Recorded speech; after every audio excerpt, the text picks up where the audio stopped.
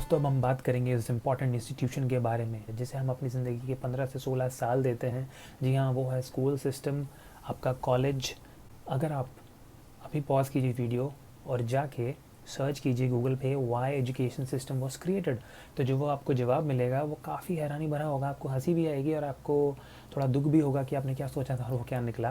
Basically Google ये कहता है कि मॉडर्न एजुकेशन सिस्टम इसलिए बनाया गया था कि जो फ्यूचर के फैक्ट्री वर्कर्स हैं उन्हें पंक्चुअल बनाया जा सके, डोसाइल बनाया जा सके, जो सवाल ना पूछ सके उसे आसानी से कंट्रोल किया जा सके, जो सोबर रह सके और जो भी ऑर्डर उसे दिया जाए वो उसे पूरा कर सके।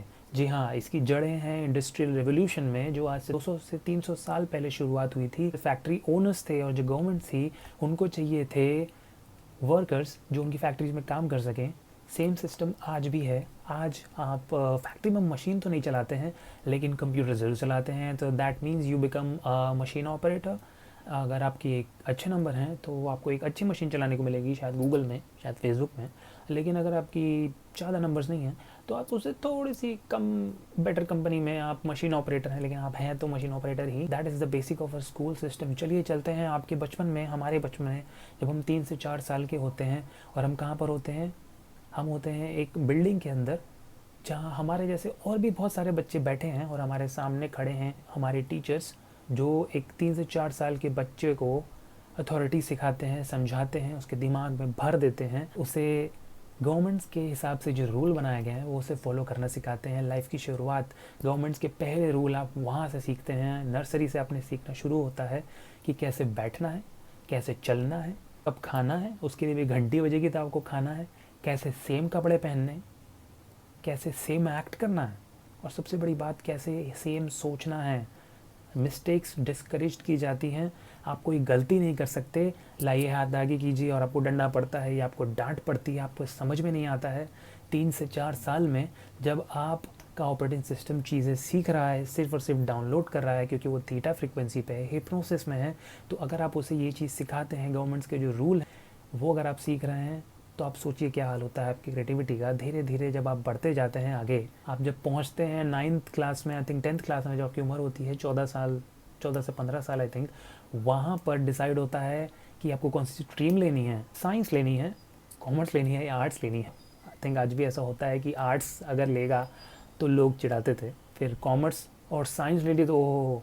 तो लेकिन एक छोटा बच्चा 14 साल का, 15 साल का, उसे क्या पता है कि कौन सी स्ट्रीम उसे ज़िंदगी भर के लिए लेनी है, चूज़ करनी है। वो प्रेशर में है, माँ बाप का प्रेशर अलग है, दोस्तों का प्रेशर है, और फिर कूल लगने वाली, हालांकि अगर उसे पसंद भी नहीं है तब भी वो साइंस ले लेगा, उसे ज़िंदगी भर वो स्ट्रीम फॉलो करनी है।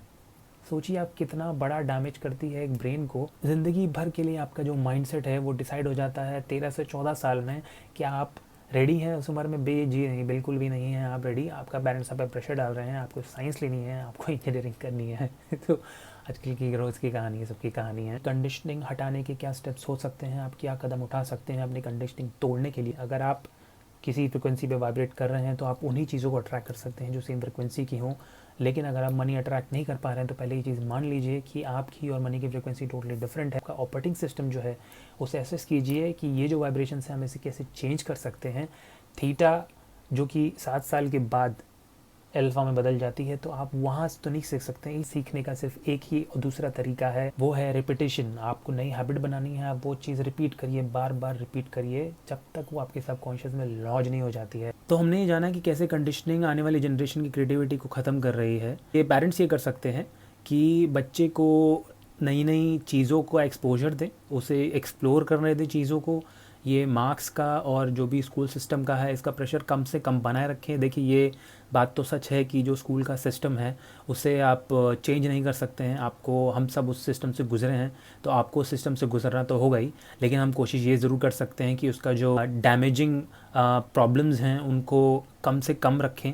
हमेशा अटेम्प्ट जो हैं, जो एफर्ट्स हैं, उसको आप अप्रिशिएट कीजिए कि उसने कितनी मेहनत की है चीज़ों के लिए, और उसका फ्यूचर ब्राइट है और वो जो चाहे वो कर सकता है। उसे लिमिट ना करें, क्योंकि जैसे जैसे उम्र बढ़ती जाती है आपके ऑप्शंस कम होते जाते हैं, आपको अपनी लिमिटेशंस पता चलने लगती हैं।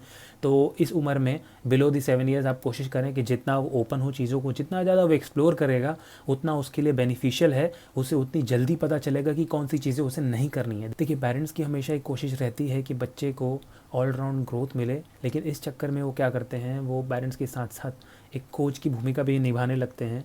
अब आपने अगर देखा होगा कि जो अगर कोई खिलाड़ी है और अगर वो मान लीजिए नेशनल्स की तैयारी कर रहा है, ओलंपिक्स की तैयारी कर रहा है, तो उसका कोच उसे प्रैक्टिस करवाता है। जब भी जो खिलाड़ी है अगर कहीं पे कोई गलती कर दे तो उसका कोच कभी कभी उसे बहुत डांटता है कि तुम बहुत निकम्मे हो और तुम इस टीम का लायक नहीं हो। इससे क्या होता है, देखिए ये नेगेटिव फीडबैक है, लेकिन जो खिलाड़ी है वो ये चीज़ समझता है, वो कॉन्शियस है इस चीज़ को लेके कि हाँ मैंने कुछ किया है, मैंने कुछ गड़बड़ की है, इसलिए कोच मुझे डांट रहे हैं, और वो इस नेगेटिव फीडबैक को एज एन इंस्पिरेशन लेता है और मेहनत करता है। जितना उसे डांट पड़ती है, जितनी नेगेटिव फीडबैक मिलती है, वो उतनी मेहनत करता है और टीम में अपनी जगह बनाने की कोशिश करता है। लेकिन अगर क्या हो, अगर उस खिलाड़ी की जगह हो एक छोटा बच्चा जिसकी जो उम्र है उसे अभी कॉन्शियस नहीं है चीज़ों के बारे में, और वो अभी डाउनलोड कर रहा है चीज़ों को ऑपरेटिंग सिस्टम में अपने, तो उसे ही नहीं पता है कि फीडबैक नेगेटिव है या पॉजिटिव है। तो अगर आप उसे बोलते हैं कि तुम तो निकम्मे हो या तुम बेवकूफ़ हो, तुम्हें क्या लगता है पैसे पेड़ पे उगते हैं, है ना, ये हमने तुम्हें ये सब फैसिलिटी देने के लिए कितनी मेहनत की है, तो ये सब चीज़ें जो आप दे रहे हैं, जो नेगेटिव फीडबैक दे रहे हैं एज एन कोच, वो कोई खिलाड़ी नहीं है, वो एक छोटा बच्चा है। उसे नहीं पता है कि जो फीडबैक है नेगेटिव है और इसका मतलब उसकी ग्रोथ के लिए है। वो इस चीज़ को एज अ फीडबैक लेता है और अपने ऑपरेटिंग सिस्टम में डाउनलोड कर लेता है, और हमेशा के लिए उसे ये जब भी वो बड़ा होगा वो इसी चीज़ को रिपीट करता रहेगा कि मैं निकम्मा हूँ, मैं लायक नहीं हूँ इन चीज़ों के लिए, पैसे पेड़ पे नहीं उगते हैं, पैसे के लिए बहुत मेहनत करनी पड़ती है, खून पसीना बहाना पड़ता है, और मैं कभी भी कोई अच्छी चीज़ पा नहीं सकता हूँ। ये चीज़ से वो अब हमेशा लड़ता रहेगा लाइफ लॉन्ग। अननोइंगली पेरेंट्स ये जो फीडबैक है प्रोवाइड करते हैं अपने बच्चे के सबकॉन्शियस में, और जो लाइफ लॉन्ग उसे परेशान करते हैं। तो हमारा ये फ़र्ज़ बनता है, हमें कोशिश करनी चाहिए कि जो बच्चे हैं ज़्यादा से ज़्यादा उन्हें इनकरेज करें मिस्टेक्स करने के लिए, बिना प्रेशर डाले।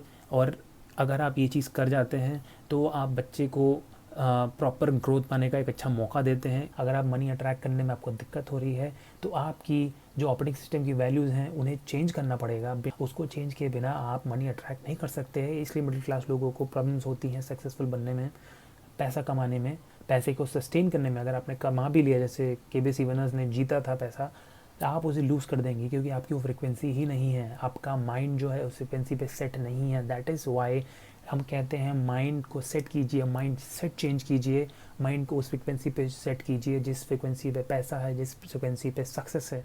इस वीडियो में इतना ही। नेक्स्ट वीडियो में हम ये देखेंगे कि फाइनेंशियल एजुकेशन इतनी इंपॉर्टेंट क्यों है, और क्या अमीर लोग अपने बच्चों को सिखाते हैं कि वो कहीं भी हो, किसी भी मेंटल स्टेट में हो, वो अमीर ही रहते हैं, चाहे वो मेहनत करें या ना करें। और मिडिल क्लास लोग क्या सिखाते हैं अपने बच्चों की, वो इतनी मेहनत करने के बाद भी सक्सेस पाने वाले 100 में से सिर्फ 5 लोग होते हैं, 95 लोग नहीं कर पाते हैं। और आपको एक फैक्ट बता दूं कि इस लॉकडाउन के बाद गवर्नमेंट ने अंदाज़ा लगाया है कि 3 करोड़ मिडिल क्लास लोग पॉवर्टी में ड्रॉप होने वाले हैं। तो आप समझिए ये गैप दिन ब दिन बढ़ता क्यों जा रहा है। तो मिलते हैं नेक्स्ट एपिसोड में। Till then, this is Rahul Bora signing of.